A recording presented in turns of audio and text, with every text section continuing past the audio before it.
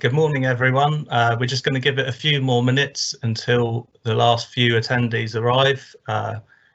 While you're waiting, feel free to click on www.slido.com. We'll be handling all of our questions for the Q&A session through Slido today. Once you get on the website, the event code is #SCF. As I say, we'll just give it a couple of more minutes and then we'll start off the show.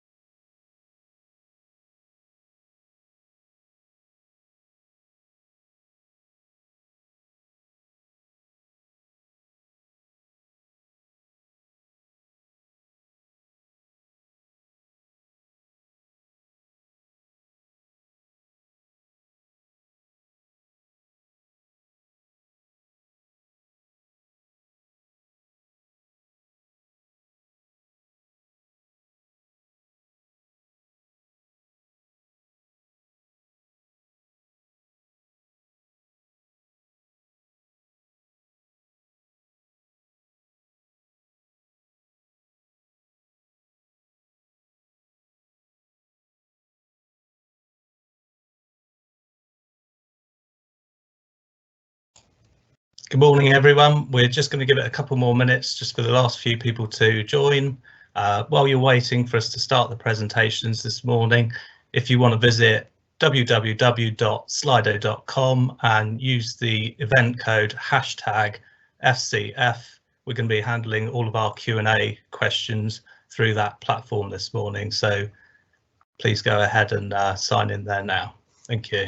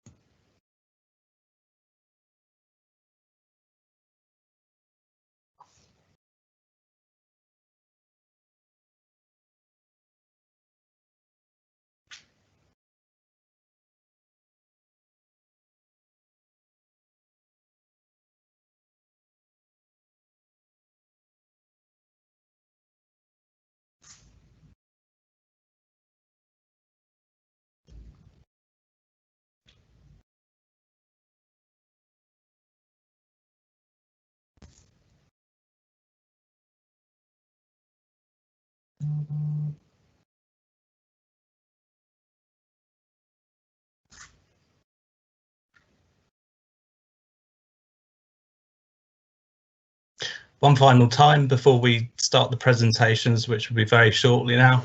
We're going to be handling our Q&A session through Slido this morning. So if you want to sign on www.slido.com and use the event code #FCF, we'll be using that platform this morning to capture questions. So please head over and sign in.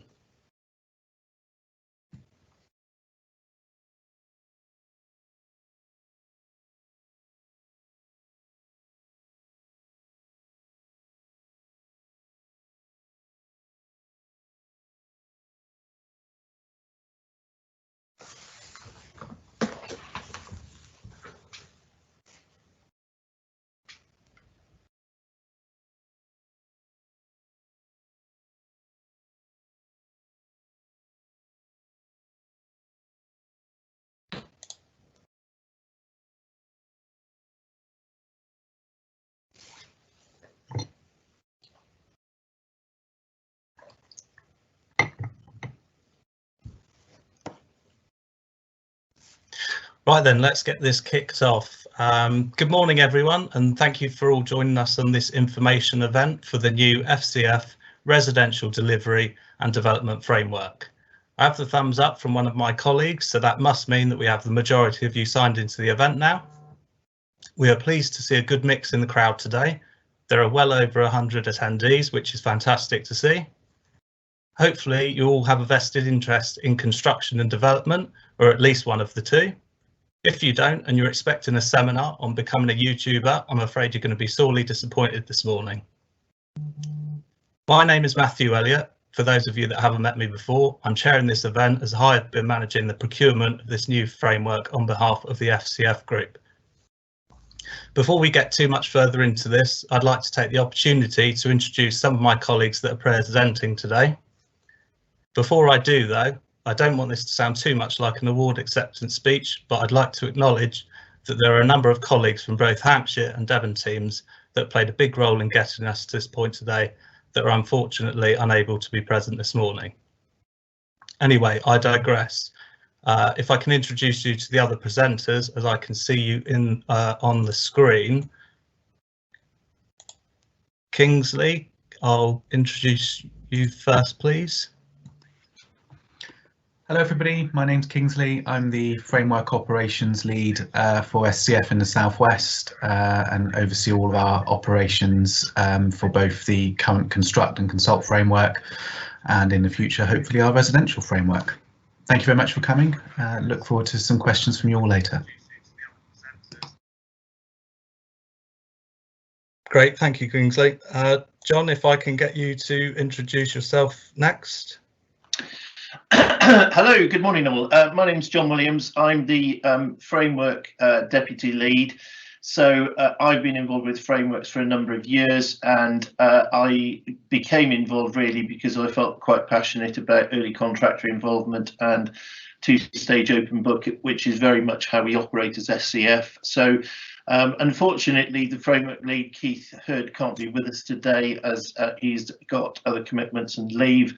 But you know, we were involved right from the beginning of our framework history, which stems back now to 2006 and 2007, and our first framework in the Southwest in 2009. So that's me. Look forward to presenting later any questions at the end. Thank you, Matt.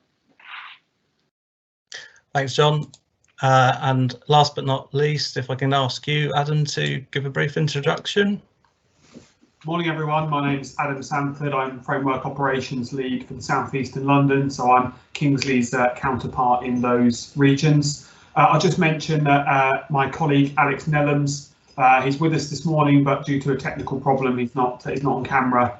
But as you can see on Slido, he's with us, and he'll be responding to the Q&As in due course. Thank you, Adam.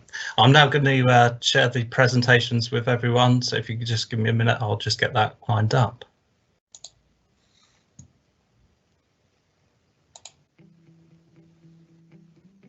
Okay, thanks everyone. That's it for the introductions. We'll get going with the main presentation shortly, but before we do, if I can just give you a little background on how the meeting's going to work today.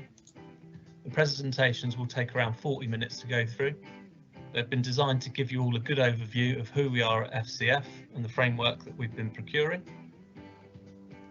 We'll go through a high-level scope for the framework and then talk in a little bit more detail about how the framework will work when it's in operation. We'll also run through how we intend to manage the framework and the overall expectations on what we want from our potential framework providers. The last part of the presentations is on the procurement process, and we'll include information on indicative timetable, ITT details and minimum requirements. After the presentations, we will finish off with a live Q&A session. A tiny bit of housekeeping before we kick off. For your awareness, all of your cameras and microphones should be automatically off as part of the invitation settings. If they're not, for whatever reason, please refrain from using them. The session is also being recorded automatically as this is a live event, and we have disabled the chat function for today. We encourage you to all submit questions ahead of our Q&A session at the end of the presentations. We'll be using Slido to capture these questions. Slido is available to download through both the Apple app or through your Android equivalent. If you don't want to use the app, then you can head straight to the website that's on the screen now. Just type in www.sli.do. The event code is #SCF, which can be used to sign in and submit questions. We will be publishing all Q&A material on the SCF website shortly after the event. If we do not get through all of the questions in the live part, we will add the answers to this published material. I'm now going to hand over to my colleague Kingsley Clark to get the presentations underway. Thank you for that introduction, Matt. My name's Kingsley Clark and I'm the SCF Operations Lead for the South West region. That means I'm responsible for the relationships with all of our clients across the South West, as well as managing the team of senior framework managers, framework coordinators that support us and our clients across the region. We thought it would be a bit of a useful background to give you some information on SCF Construct and how it's been formed, the partners that we work with, and also a little bit about our SCF Consult offer. So SCF Construct is now in its 4th generation. Through SCF Construct, we're close to delivering £8 billion worth of public sector procurement in our 12 years of operation. During that time, we've also delivered around 650 million of residential schemes. And it's that fact that's led us to the point we are today in order to create a bespoke residential framework. Our consultant offer is much newer. We're in its 1st generation, but we are starting to see new work coming through that framework offer. And it's really promising to see how that will help feed into the SCF Construct offer in the future. In setting up this new residential framework, the construction playbook has been foremost in our mind. We're pleased to say that many of the items that are picked out as key policies within that document are things that SCF already do. I'm just going to talk about 3 of those in a very high level way, just to give a bit of an overview of where we are. But do take a look at our website after this, and there will be documents on there over the time that will explain how we are working to the construction playbook. The area I'm going to pick up on first is early contractor involvement. Early contractor involvement is something that has been pivotal to the success of SCF. We've recently rolled out a new portal called Local Supply Chain, and this is helping us gain early procurement savings and procurement strategies by bringing in trade-based labour really early on. We record all of the added value that we raise during the pre-construction phase, during that early contractor engagement, and it's really pleasing to see that across the framework over the years, we're achieving around a 10% cost reduction for our clients. This makes it one of the most important areas of the construction playbook for us.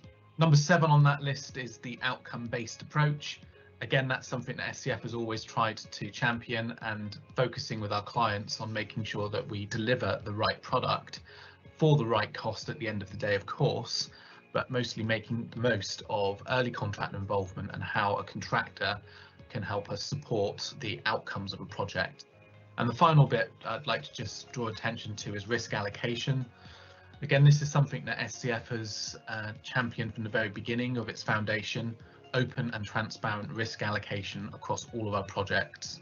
What we're looking for is for our contractors and contractor partners to very clearly articulate to clients how they're pricing risks, so a client can make an informed decision on whether or not actually handing that risk across to the contractors is the right thing in the general interests of the project. So I'm now going to move on to talk to why we're procuring another framework. You'll all be aware there are a lot of frameworks out there in the market. We wouldn't be running a procurement activity if we didn't think we could bring something different to the market that our clients and other clients that we have yet to work with would want. I mentioned earlier on that we've delivered around 650 million of residential work via our existing construction framework. And from my perspective, particularly in the Southwest, and I know my colleagues in the South East and London regions have had similar feedback, our clients are looking for something that's more bespoke to residential needs. And that is probably the primary driver for us in creating this new residential framework. Of course, there's lots of bits that we would like to bring from our knowledge of how the construction framework has worked, and I will turn to that a bit later. But ultimately, what we really want to make sure is that we offer a tailored framework solution for our clients that are involved in residential work, particularly because of the government drive for new residential developments and in order to address the housing crisis. So through setting up this new residential framework, we wanted to talk to you about what our aims are and how we want to be perceived in the marketplace and how we intend to work with our clients. This slide gives an overview of what our goals are in that respect, and a lot of those pick up on some of the messages that I talked about earlier from the construction playbook. But again, to emphasise some of those, we do want to be a positive partnership with the private sector. Not just our public sector client base, but SCF has been successful because of its partnership with its contractors and latterly its consultants. We believe we are leaders in two-stage open book. Some of the key members of the SCF team are regularly asked to speak and attend events to talk about our involvement and our knowledge of two-stage open book. We want to bring this to the residential sector. It goes without saying we want to be delivering positive experience with demonstrable benefits to our clients. And back to that outcome-based procurement, we are looking to be a vehicle for social value, and we think outcome-based procurement is a good way to do that. And again, that needs to be underpinned by value-based decision making. The final bit in here, and again, it goes back to that early contractor involvement we talked about. We want to be engaged and fair to our supply chain. That includes you as prospective contractors and developers, but also your supply chains and how you interact with them. We firmly believe that fairness in the supply chain delivers better outcomes at the end. I'm now going to give a quick overview of what two-stage open book means to SCF, which is at the forefront of everything that we do and how we work with our contractors, clients and their supply chain. Fundamentally, two-stage open book is underpinned on the basis of fast main contractor procurement. And once the main contractor is procured, working with that main contractor in a collaborative way to ensure cost certainty prior to entering a formal construction contract. The slide illustrates some of the things that are needed to ensure that that process is successful, and it goes without saying that an integrated project team, early supply chain engagement and open book accounting is fundamental to the two-stage open book process. You'll hear us talk at various times about the pre-construction services agreement. For those of you that aren't aware, effectively that's the agreement that runs from the moment you are procured as a main contractor until you've entered into a construction contract. And again, the whole process is designed to ensure cost certainty prior to entering a construction contract. We believe there are many benefits to two-stage open book, and we track these via our KPI reporting. The one that I think we are most proud of is the added value. We track how much added value our contractors add to all of the jobs that they do via SCF. This isn't just data that they provide us, it has to be verified by our clients. And across the board, we see an average of 10% added value to every single project because of the two-stage process that we endorse. There are some other really good benefits that come out of this. Cost reduction during the pre-construction period of 1%, which goes against what many in the industry will argue as a problem for two-stage with later cost inflations. SME spend at really high levels, so 85% of our spend is with SMEs and 60% of that is local to the site. Our supply chain are paid on time, and again, that helps drive the other benefits that you're seeing. Placemaking and social legacy go hand in hand and help us to become custodians of the public realm and promote jobs, growth, social, environment and innovation in every project we do. You only need to take a look at our website to see some of the excellent case studies we have in respect of social legacy. All that being said, we haven't been perfect from day one. We've had to evolve our approach and we've had to make sure that we adapt to market challenges. We've learned a lot of lessons by running SCF Construct and latterly SCF Consult, and we're building these into creating this new framework for SCF Residential.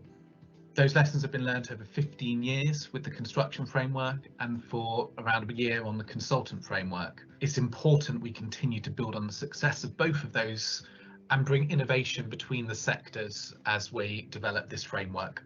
Our integrated team approach is fundamental to everything we do, however, and what that means is when we select contractors and developers for this framework, we are looking for you to be truly proactive and to help us learn and develop as a whole and not just look after individual interests. The final part I want to talk to you about today is the NACF. rather than me talk to you about that, we're going to show a brief video which will give you an overview of what the NACF is and how it works.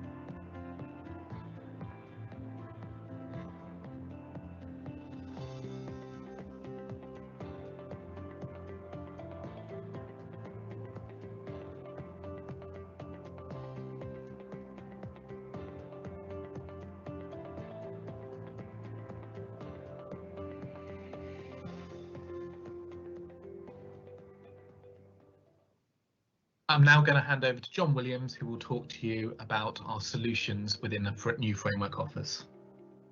Hi, good morning. My name is John Williams. I'm from the Southern Construction Framework and I'm the Group Deputy Lead. So Keith and I take overall leadership of the framework, and I've been involved with the regional frameworks in the Southwest since 2009, and Keith and I have been working together since 2007. This is a residential framework, as you're aware, and there's two clear delivery options. Firstly, we have got 4 lots, and 2 of the lots are about construction and design and construction, and 2 of the lots are about development, design and construction, and they are multiple lots because of the values. Bidders won't be able to bid for all of the lots because we are basically encouraging people to go either smaller or larger, and the framework will have no upper limit, and as you'll see in a minute, we are basing the framework size on the number of units to be developed. The framework is available to all public authorities in the south and residential providers, i.e. housing associations. We will be very clear in the tender notice who the framework is available to, and there will be a very detailed record of what those covers. The framework is to cover and accommodate a very full range of construction methodologies, and when we run the mini competitions, it will be possible to do whatever form of construction you want to do, and our mini competition process is flexible enough to do that. The framework operates for 48 months. It's a standard OJU framework, as we're still working to the current public contract supply regs, which limit frameworks to having an endurance of that period. The framework will facilitate all main forms of contract for construction, so JCT, NEC and PPC 2000, and there will be other forms of agreement for development agreements and for joint ventures.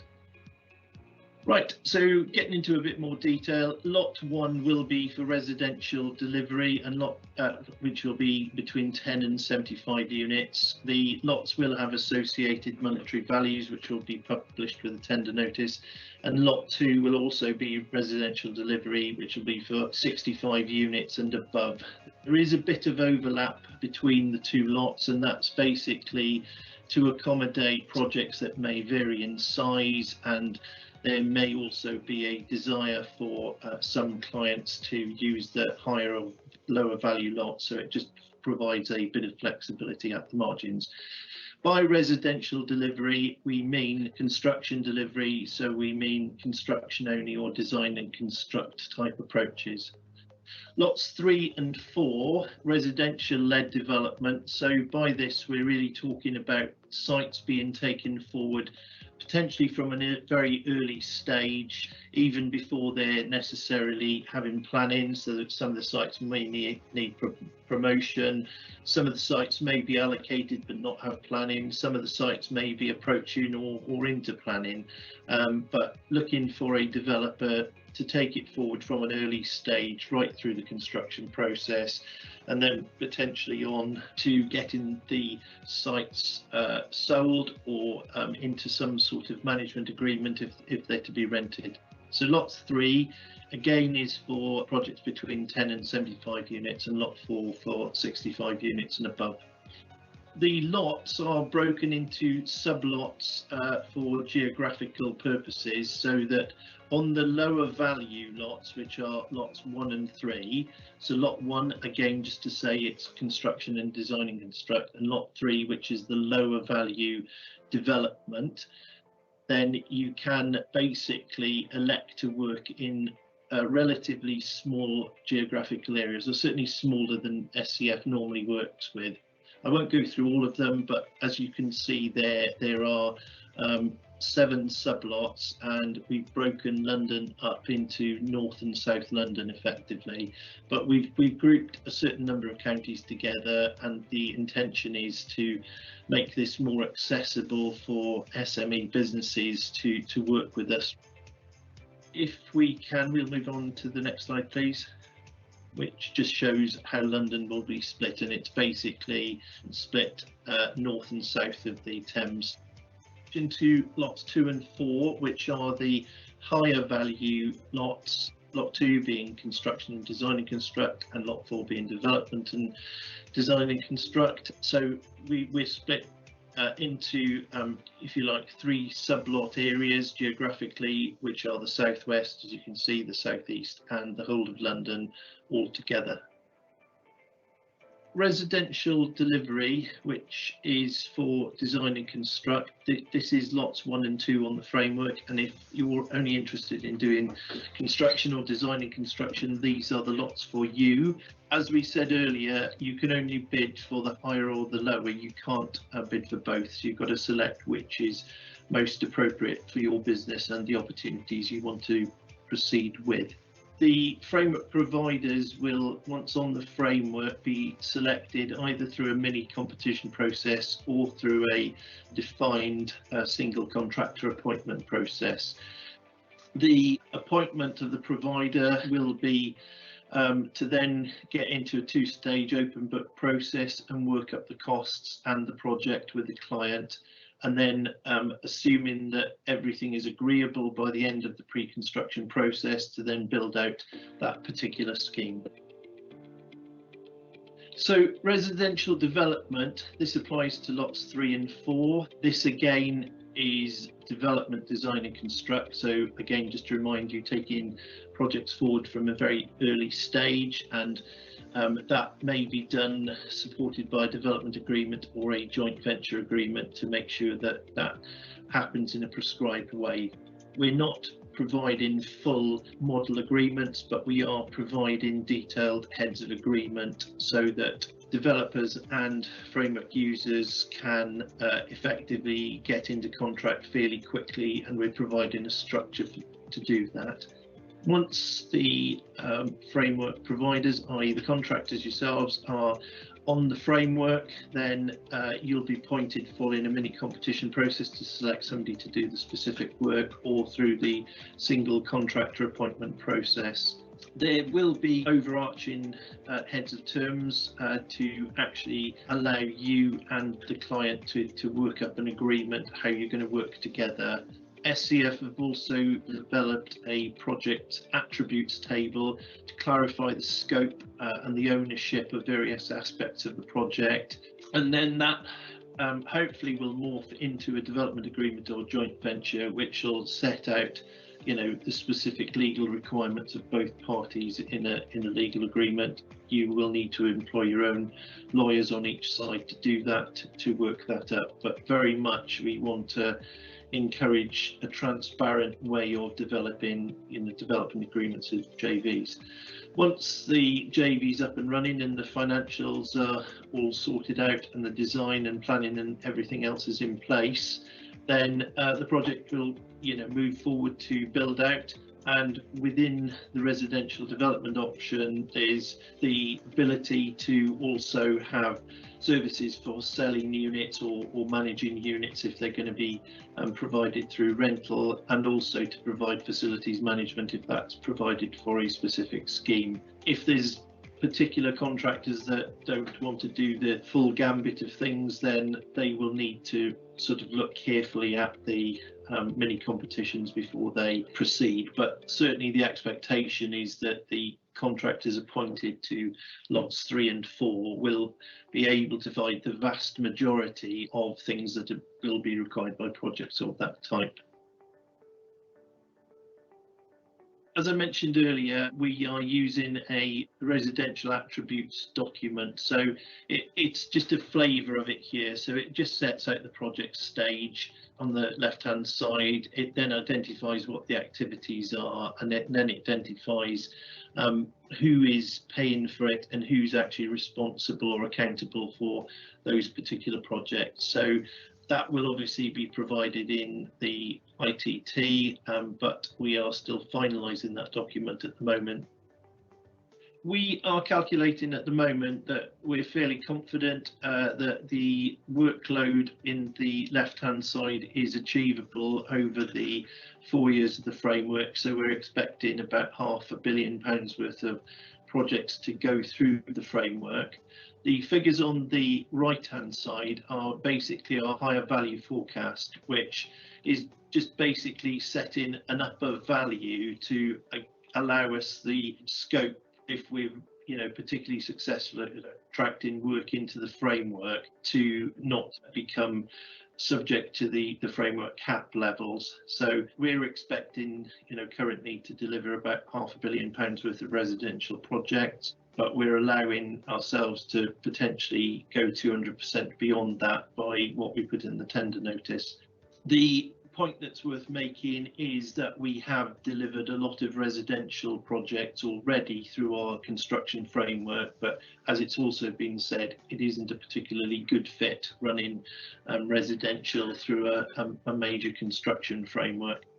That, I think, hopefully covers off the scope of the framework. I'll now pass over to Adam Sanford, who's going to cover off the next section of the presentation. Thanks, John. Hi, my name's Adam Sanford. I'm SCF Operations Lead for the South East and London. I lead the team here in Hampshire County Council for SCF across the regions. I'm a building surveyor by background. I've experienced local government, education, health, social care, surveying and project managing, and I've been with Hampshire County Council since 2007. Outside of work, I like to spend time outside, particularly walking, cycling and hiking. So I'm glad that lockdown is nearly over, and hopefully we can all spend a bit more time outside soon enough. First of all, I'd like to talk to you about the duties, performance and the mini competition process here at SCF. Pre-construction stage is a vital part of the SCF process to add value for our clients. This is the whole point of early contractor involvement, is to become part of the integrated team early enough to influence key design decisions for more successful project outcomes. At SCF, we pride ourselves in building a collaborative community where we share market intelligence and specialist buildability advice, helping each other out across the whole group of the frameworks in order to develop robust, predictable, low-risk designs and meet the particular needs of our public sector clients. Now, we can only achieve this with rigorous project management, and a clear procurement strategy is vital to succeed. Truly open book projects with engaged supply chains have the best outcomes, and at SCF we've got the data to prove that. We want to collect that data because we want to share our successes. There are mandatory data collection levels on SCF in order for us to analyse the data, to provide best practice and compelling market data for the benefit of all of us, our clients and our suppliers alike. The two-part mini competition process might seem daunting at first, but it is here to make everyone's life easier. The mini competition part 1, which you'll hear to us often referring to as MC1, is a quick and simple set of standard questions to test the skills, experience and capacity to take on that scheme at that particular point in time to ensure bidding resource is not wasted in the second part of the competition. MC2, as I said, mini competition part 2, is bid to a short list of the best placed suppliers who've been bought through from MC1. It has a slightly more detailed brief. It allows you to demonstrate how you can join that integrated team to really drive the best outcomes and deliver projects to the best of the client's needs. In addition to this process, SCF often facilitates early market engagement, pre-procurement. That could be bidder days, or could be supply chain or specialist consultation.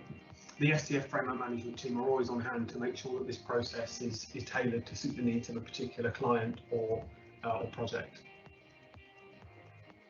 A typical mini competition process takes around 6 weeks, although this can be made far shorter or longer to suit the needs of the project. Every project supported by a dedicated SCF framework manager who will be on hand for end-to-end support throughout the life of that project for its mini competition process and beyond. Just to recap, the MC1 is a short process with standard questions. It's a short form bidding process and takes 1 week to complete. MC2, this can be more bespoke to the particular project, but it's based around 10 key headings. The themes will be taken from the framework ITT and the questions will be tailored to suit the needs of that particular project. Typically, these are released by a client portal with SCF support on hand to help with that. You'll be expected to provide quality questions and a commercial response in line with your framework bid, and the SCF framework management team will check that your commercial responses are in line with what you bid at framework ITT. Typically, these can run for 3 to 4 weeks, although that might be extended to around 6 weeks for a particularly challenging or large project, and the client is usually the one to notify an award. KPIs are absolutely core to our SCF values. We're a data-driven framework. We use this data to improve our processes. Cost and time predictability are absolutely key for us, as are quality and collaboration. But we can't emphasise this enough: to be trusted and supported and demonstrate value to our clients, and to underpin our SCF values of predictable, high quality, on time and on budget projects. Next, I'm going to talk to you around framework governance, obligations and commitments.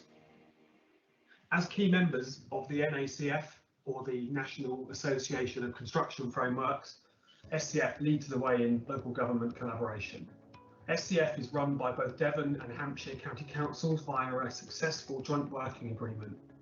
There is no trading company, all works are directly through the county councils and their joint working arrangement respectively. An example of SCF's collaboration is a recent one with Manchester City Council to deliver our respective consultancy frameworks, SCF Consult and North West Construction Hub Professional Services under the name Integrated Consultancy Framework. Core to this collaborative approach is our monthly framework governance meetings. For this framework, that will be framework account managers from each of our suppliers, along with our dedicated framework management team, or you may hear us refer to that as FMT. In addition to this, you'll be expected to participate in various continuous improvement groups where you feel your organisation can add value to the wider framework community. Working groups and improvement groups could be on any topic that the governance group feels is relevant.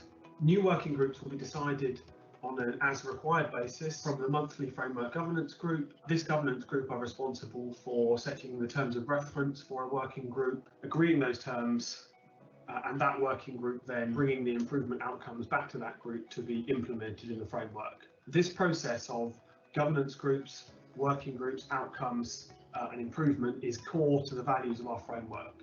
Successful suppliers on the framework will be engaged in this process, proactive, bringing new ideas and processes, collaborating with other suppliers directly within the framework to make sure we're all invested in achieving tangible improvements to projects, to the framework, to our clients and to the benefit of everyone who uses or supplies to the framework.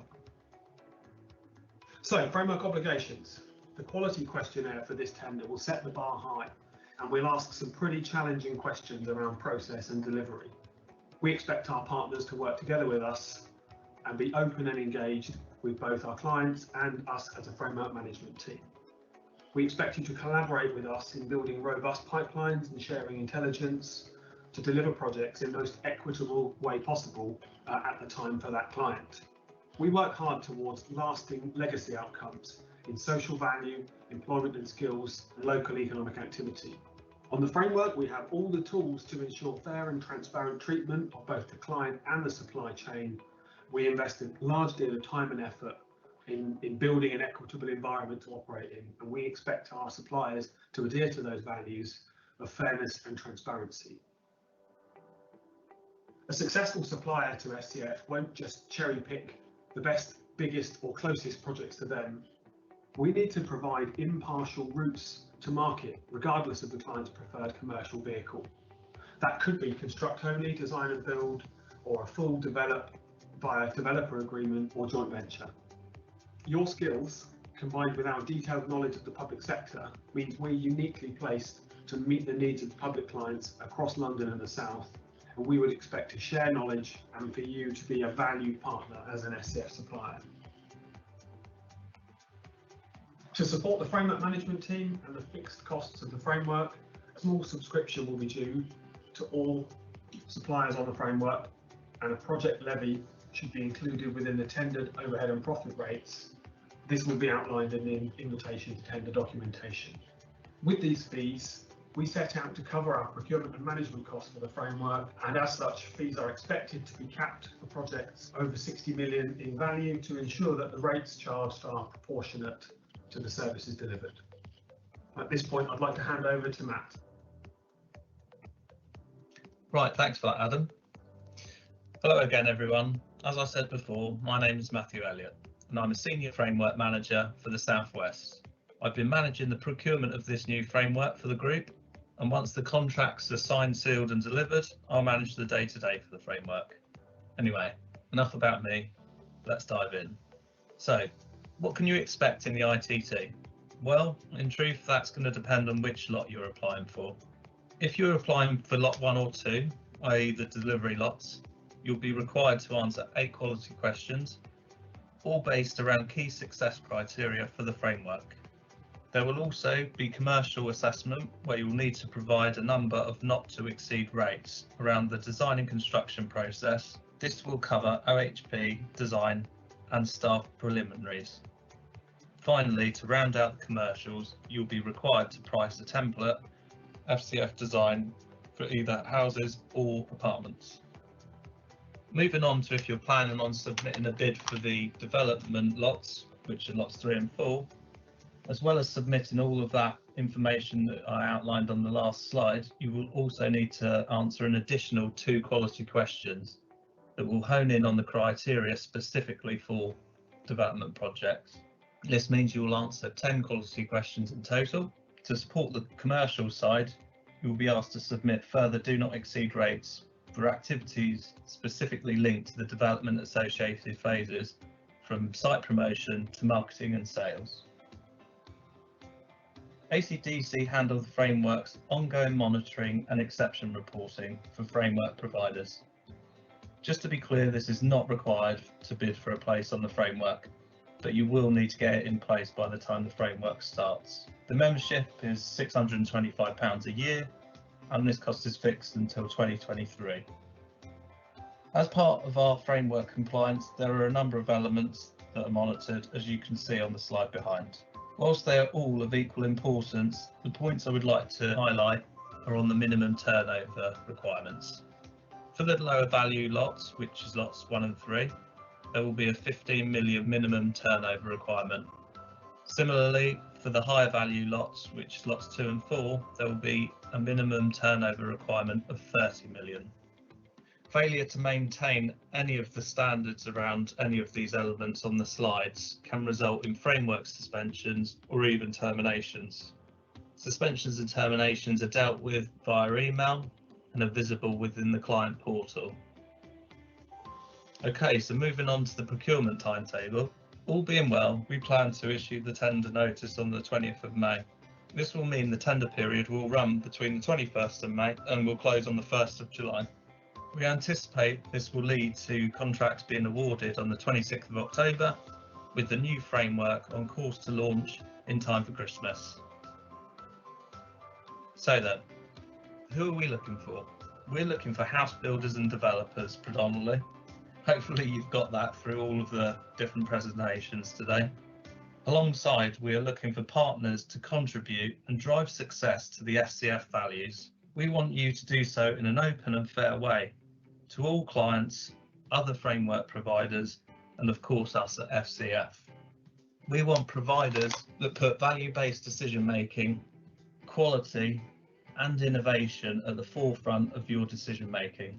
Finally, we want providers that can use a range of construction methods, but most importantly can make framework and end users proud of the spaces that we deliver. The next steps are for you all to go up and sign on the Devon procurement portal as a supplier. The web address is on the slide, but in case you can't see it, it's www.supplyingthesouthwest.org.uk. If you missed anything or want to share information with colleagues, the presentation and all the Q&A material will be made available on the SCF website shortly. I will also be sending out a questionnaire to all the email accounts that have attended today. Please take the time to fill in and have your say. We really do appreciate your feedback and we'll make changes to the framework as and when required based on the feedback that you give. Please note that the questionnaire will close on the 31st of March. We have to do this to allow ourselves time to incorporate any feedback necessary. Finally, as the warning says at the bottom of the slide, rely on the information that is in the tender documents. It will supersede any guidance or answers we give today. So finishing up, I'd just like to say a big thank you for listening to us. I'm going to hand over now to my colleague Kingsley Clark, who's going to be handling the question section. Hopefully you've been busy filling Slido with questions as we've been speaking.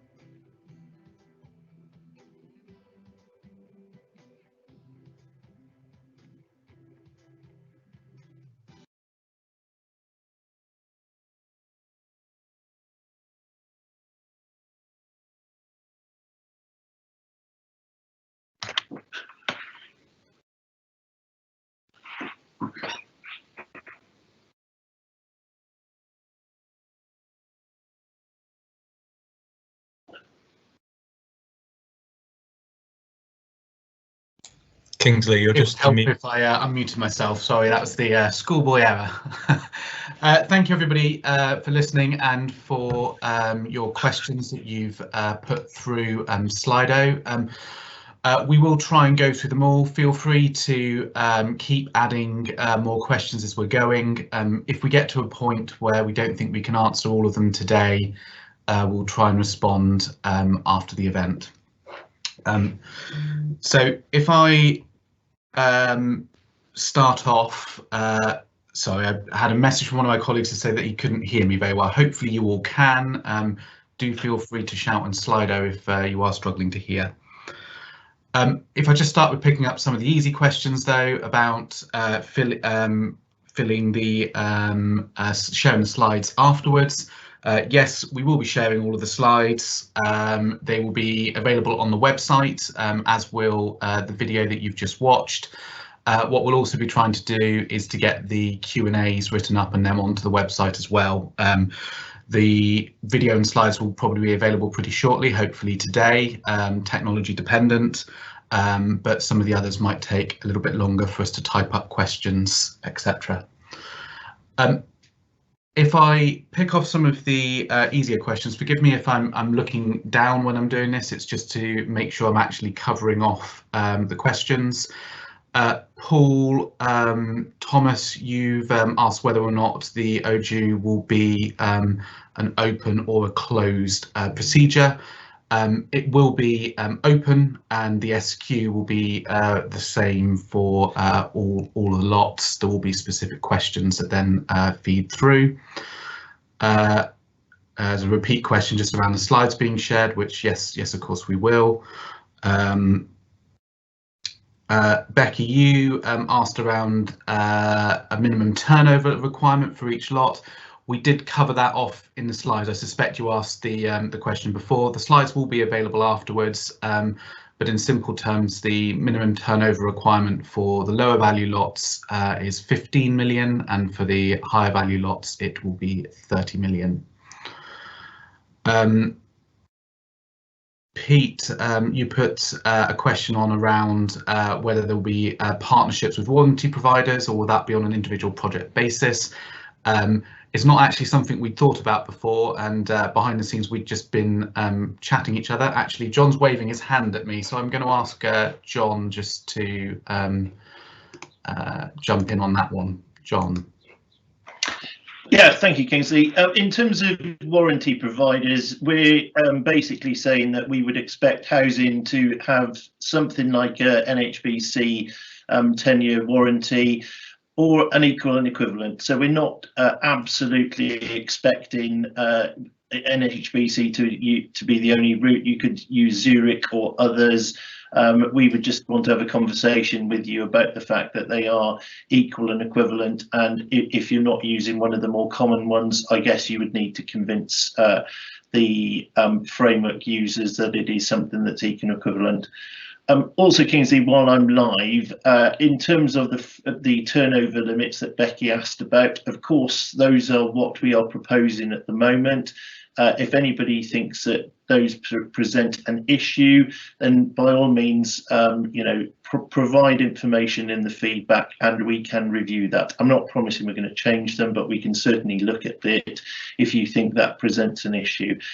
We wouldn't be looking under the turnover for a specific well, I think we're basically the normal practice would be to say that you've had a turnover of at least, say for example on the lower value, of 15 million in one of the previous 3 financial years. So we're not going to be sort of saying it has to be in the last 12 months. We will be flexible on that point, but as I say, if you think that the limits are too demanding, then happy to listen to representations through the feedback.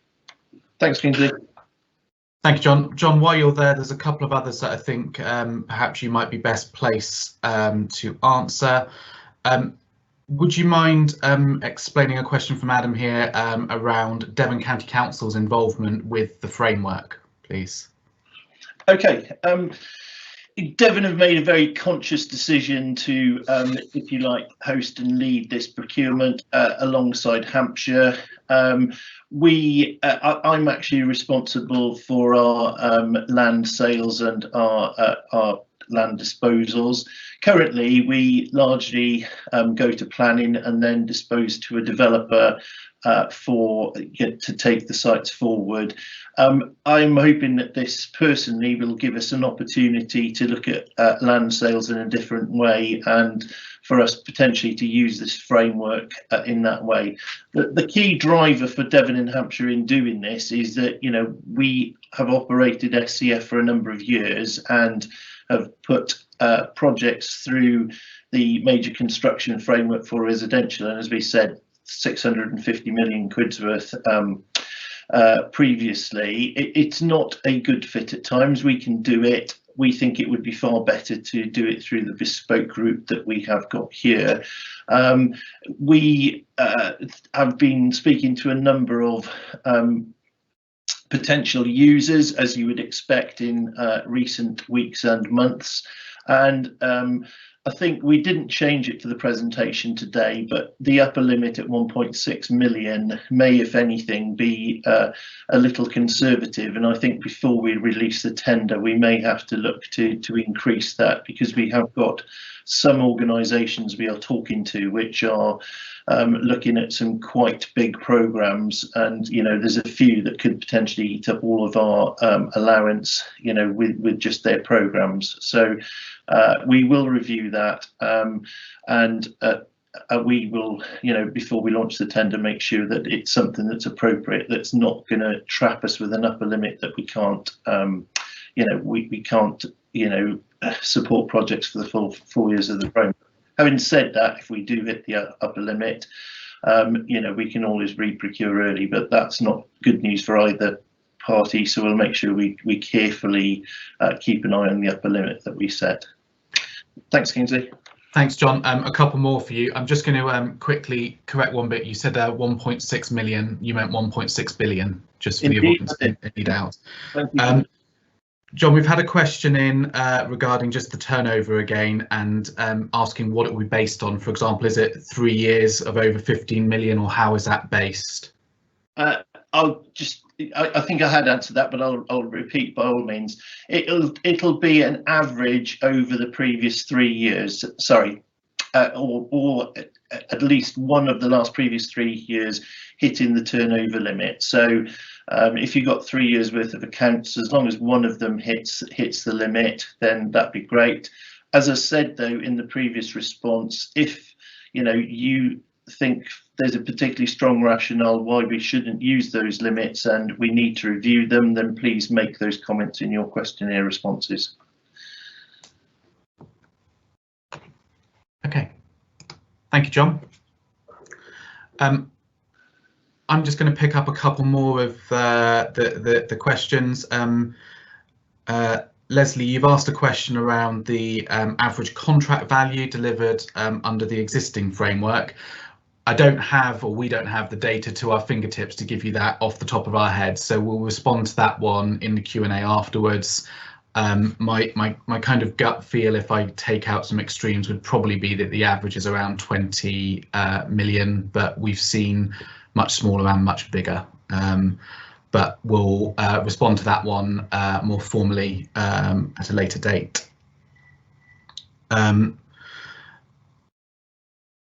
Adam, if I might put a couple of the questions that are coming in to yourself. Appreciate the question directed around Devon County Council's involvement. Perhaps it might be worth just highlighting also Hampshire County Council's involvement, as I suspect that would be a follow-on. Okay, thanks, Kingsley. Yes, so like Devon, Hampshire have primarily moved into developing this framework for its existing SCF construct clients, and Hampshire isn't a statutory housing authority. So there are no plans to have large strategic housing land disposals through this particular framework. That being said, Hampshire does dispose of smaller land parcels and may well be a framework user in the future. Thank you, Adam. The next question is from Phil. He's been asking, will there be a focus on modular off-site manufacture? I know it's a subject dear to your heart, so I'll let you answer that one. We won't be insisting on on that in any particular lot or commercial model. We will, however, be testing the capability during the qualitative part of the tender, and we will be looking for an understanding and a route for delivery, and incentivise these as and where a client wants it. So it will be a client-led item. It will more likely be tested at a mini competition, and we look to have a blend of providers to offer all sorts of construction technologies. Thank you, Adam. Stay there for a second while I find another good question for you. Question from Ken: do you see all of our tenders as two-stage, or do you think there will be some single stages as well? The short answer is all of our tenders are two-stage open book. It's what we do best, and our values align with that. Having said that, there might be particular parts of construction within developments that are particularly simple or small, or have or lend themselves to a single stage approach, but predominantly we expect to protect our quality standards and values by being a two-stage led framework, with exceptions by client requirement or approval. Thank you, Adam. We've had another question from Paul. It's regarding who we see as our main client base. Adam, if perhaps you could answer that for the South East and London regions, and then I might point to Matt to ask for that for the South West region. Okay, our traditional client base is local authorities, mainly. there's an increasing appetite from local authorities to maximise land receipts and self-develop, but also to build to own, build to rent. So we see that as our core growth area. But that being said, we also feel that this would be a really appropriate vehicle for housing associations and all sorts of public sector really. So if you looked on our SCF Construct website on the case studies, you'll see that we operate across the whole remit of public sector. So that includes healthcare and third sector, as well as our traditional home base of local authorities. Thank you, Adam. And Matt, can I put that same question to you, please? Yeah, thanks, Kingsley. I'm not sure how I can actually further that question, because actually our expected client base is virtually the same as the South East and London. I would say that I have been approached a couple of times by developers that are potentially interested in using the delivery arm for the framework. So that is maybe a slight difference to the South East and London at the moment, but by and large, registered providers, whether that be local authorities that have land or housing associations that have targets and funding to go with that. Okay, thank you, Matt. A question from James. So what's the definition of residential under this new framework? Will it include buildings of over 3 stories, or are we looking for more house type models? I think we've tried to keep this as open as we can, and the phrase that you'll hear us use time and time again is residential led, where the main base of the contract is residential, but we don't stipulate whether it's got to be above 10 floors, below 10 floors. We're expected to see a good blend, but obviously the blend will be led by what area you're delivering in. And that is a question that's going to feature on the questionnaire. Thank you, Matt. In terms of any expectation of split between traditional housing and apartment schemes, this is a question from Barney. Do you have any indication of what that might be or how that might vary? Yeah, I mean, we think that there's going to be a focus on apartments in the London area or region, as I'll describe it, and we think that we're going to see more house associated projects in the southwest and the southeast. But again, that's a question that we'll be asking on the questionnaire, just to get a little bit more information from you guys on what you see the split as. Thank you, Matt. I'm just going to chip in. So Alex, who, as we said earlier, was unfortunately technical difficulties, he has just messaged to say, in respect of client base, the London councils and G15, we've had a lot of engagement with both of those groups, and there's a high degree of confidence we'll be able to establish some pipeline with them for the future. Matt, a few, I think maybe easy questions for you. Is there an option to extend the framework beyond 4 years? This is from Rod. Well, by reprocuring the framework, yes, and that is hopefully what will happen. John's just waving his hand. Yeah. Go, John. Yeah. Okay, so just to add on to that, I mean, as some of you will be aware, that we are currently in a transition period with the public contract supply regulations. Currently, we're working to, the existing OG regulations, which haven't changed the public contract supply regulations. There's a number of things happening in terms of us cutting across through a new white paper. So at the moment, we are expecting it will just run for 4 years. Frameworks are very heavily used in the UK, and it is possible that the UK government will decide to change the longevity of frameworks, because I think there is a school of thought that sometimes 4 years isn't enough. So it is possible that may change when the white paper comes out. Whether that will be retrospective or not, I do not know, but we will keep a close eye on that, because if we can continue to operate the framework, that's good news. But equally, it is healthy in some respects to have a framework that only operates for 4 years, because it does give new suppliers an opportunity to join in at the end of the 4-year period. And if you have frameworks that last for a long time, then it potentially removes opportunities for people who've been unsuccessful on the first attempt. Thank you, John. If you stay there, there's a couple more that I think you can probably answer for us. Adam has asked if the residential development schemes are land-led. I think the majority of the development schemes will be. I think people will have sites in mind which they will want to see brought forward, but I don't think that will universally be the case. And certainly in terms of the way we're structuring this, if there are framework users that, if you like, want developers to be engaged in finding land as well, then certainly there will be scope within the framework to allow that to happen. We don't want to lock it down to the point where if somebody hasn't got some land, they can't use the framework. We certainly want to give some flexibility for it to be driven through the other way if necessary. But I think based on the consultation we've had with potential framework users to date, it's likely to be yes.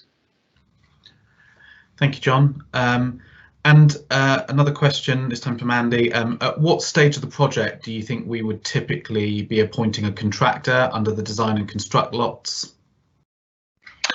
Well, Andy, our expectation is we would like to get people in as early as possible within, the construction framework that we currently run in.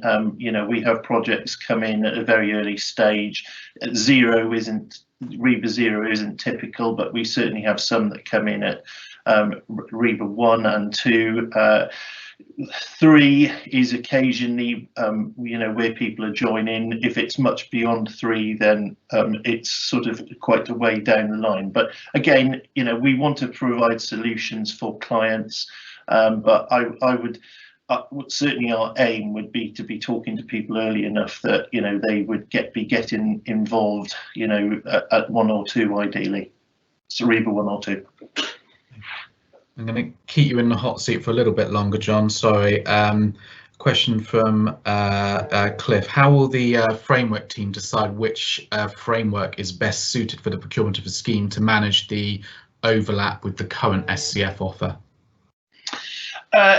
It will largely be led by the framework users. I mean, we will obviously give a view and an opinion in terms of what the best route to market may be, but ultimately it will be for them working with us to decide what the best route to market may be.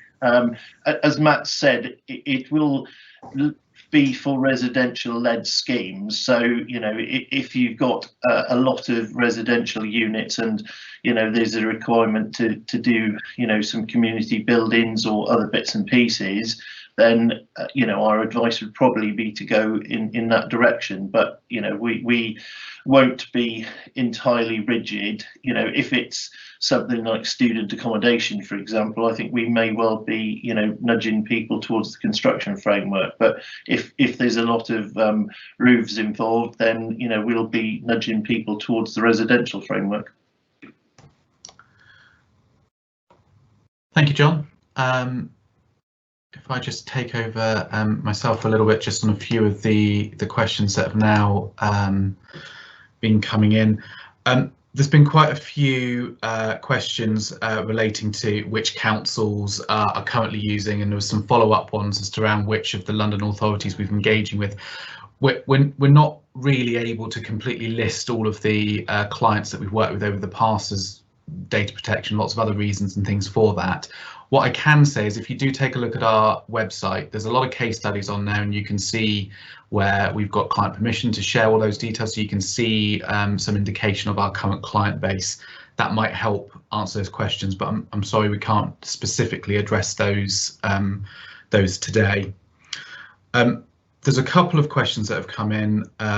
So this one from Chris was a similar kind of thing. We can't really specifically address that question today. Apologies for that. Rob, you've asked around the number of framework providers per lot. That was on the slides. Off the top of my head, it's and guys will want you wave at me if I'm wrong. 6 for the lower value and 8. No, Matt's waving at me, so I've obviously got that wrong. Matt. Sorry, take myself off mute. So the way the sublotting geography is going to work is the lower value bands will have, at the moment, it's planned to have 7 sublot regions. On each of those 7, we are prepared to allow up to 8 providers, whether that be on the delivery route for constructors or developers on the development side of life.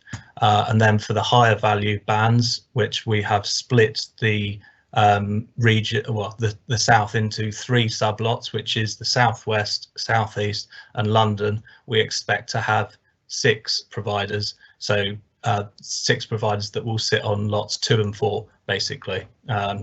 So I think in total, with the way the maths works out, there's 148 places available. Obviously we'd expect those places to be taken up by the same company in several places, as you can bid to be on more than one lot at a time. Hopefully that gives an answer to that one. Yeah, thank you, Matt. There was a question not that long ago to ask for a revisiting of the time scales. Matt will be sharing the slides after this, so if you've missed something from one of the slides earlier around the procurement timescales, etc., just take a look after the event and you'll be able to find those again. Matt, there's a question from Leanne. As a large-scale contractor, they'd be interested in projects of 40+ units. The 65 unit bracket for lot 2 is quite high. She's asking around the chances of amending that. Yeah, so again, the questionnaire that's going out, we've put in provisional lot sizes. We think that we've got them about right, but actually you've got an opportunity in the questionnaire to give feedback as to what you would like to see those band sizes to be. All I'd ask is when you do give numbers that you provide a bit of rationale for why that's a better number, just so we can make a better informed decision, really. Thank you, Matt.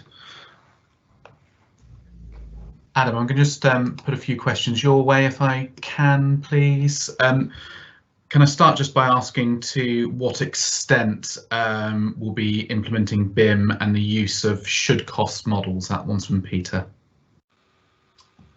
Well, much as we're trying to leave the mechanisms of the framework as flexible as possible, so we won't have particular minimum requirements for BIM and should cost, but through the framework's continuous improvement mechanisms, we're quite happy to look at ways we can incentivise and use these tools to improve the framework in the future.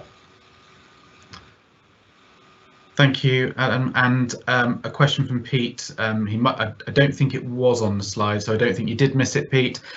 Will there be, as per the main SCF KPIs, in providing places for apprenticeships? Yes, there will. There'll be a requirement for framework place and a further turnover requirement as things stand.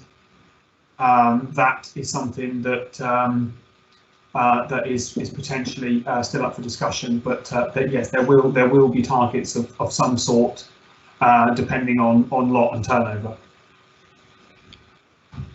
Brill. Bear with me, Adam, I'm just finding the exact words of the question that I wanted to put to you. There's a lot of them coming in, so apologies for this. A question from Paul. We talk about contractors being chosen through a mini-comp in the develop, design and construct lots. Are these lots for developers or contractors from what you're talking about, Adam? The basic process will be the same regardless of the scope of services being offered, so we would expect both developers and contractors to respond to a mini competition that's relevant to the scope of services that the clients requested. Thank you, Adam. John, I've got a couple more for you, if I can, please. A question from Alan. Has the evaluation criteria for commercial versus technical been established yet? We're finalising it at the moment, but I think we're likely to be looking at something like a quality price ratio of 80% for quality and 20% for commercial. That's not been finalised, but that's certainly the area that we're currently anticipating that we'll be moving forward with. So very much an emphasis on quality. Thank you, John. And are the cap levels based on construction value or development value? The cap values on lots 1 and 2, the values are based on construction values, and on lots 3 and 4, the development will be on gross development values. So it varies between the lots, but that's clearly set out in the tender documents, which we have recently drafted. Thank you, John. And a question from Peter. Will retirement, extra care residential or extra care residential be procured through this framework? Again, I think I'd say that probably that is more on the cusp of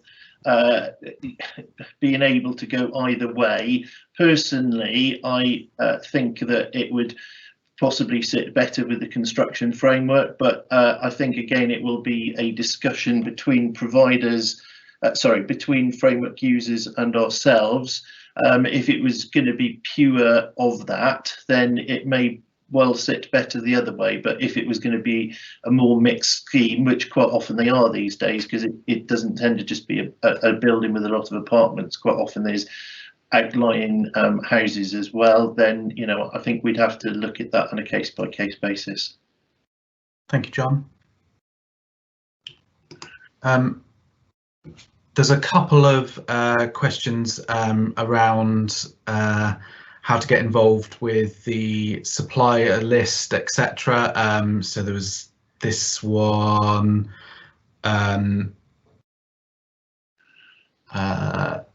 The one around access to the supply list for the mini competition, and a question around consultancy firms specialising temporary and permanent works designs. I suppose the answer to all of those is we are actively wanting to engage with our appointed provider supply chains as well. SCF currently uses a system called local supply chain, which helps us engage with the tier 2 suppliers.